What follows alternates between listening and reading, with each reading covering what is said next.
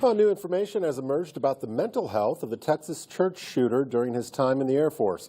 According to a 2012 police report, authorities in El Paso described Devin Kelley as a, quote, danger to himself and others, as he had already been caught sneaking firearms onto Holloman Air Force Base. That report was filed after then 21-year-old escaped from Peak Behavioral Health Services in New Mexico during his stint in the Air Force. Police say he was attempting to carry out death threats he had made on his military chain of command. 5 months later, he was court-martialed for domestic violence. His fingerprints should have been put into the database, and they were not.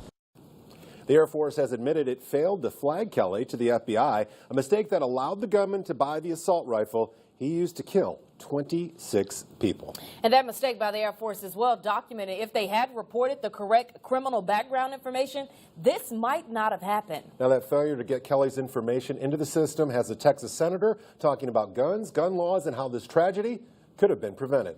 John Cornyn is taking the first step.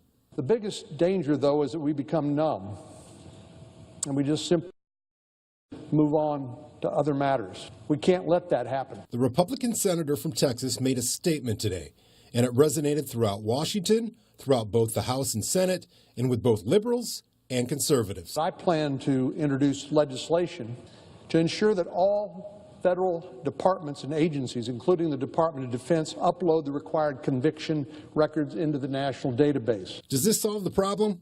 Absolutely not. But as Congressman Gohmert said, it requires accountability when the system fails, as it did in the case of Devin Kelley. Maybe Senator Cornyn's bill will reemphasize that. It's a matter of demanding and enforcing and having oversight to make sure these entities are doing the very thing we're talking about. It's unclear what the mechanism for Cornyn's bill will be, but it's a step and an acknowledgement that the government has a responsibility to keep violent people from purchasing weapons. When the dust settles, the appropriate answers won't necessarily be the easy ones. But the fact remains that under existing law, this atrocity should have been prevented. Is it time to talk about it now? Lawmakers from both sides of the aisle seem to think so. I hope this demonstrates my willingness to work together with anybody who's willing to meet these problems head on. Making sure that there is violent history in the database so that people aren't able to buy guns that shouldn't, then certainly we need to work together to make sure that happens.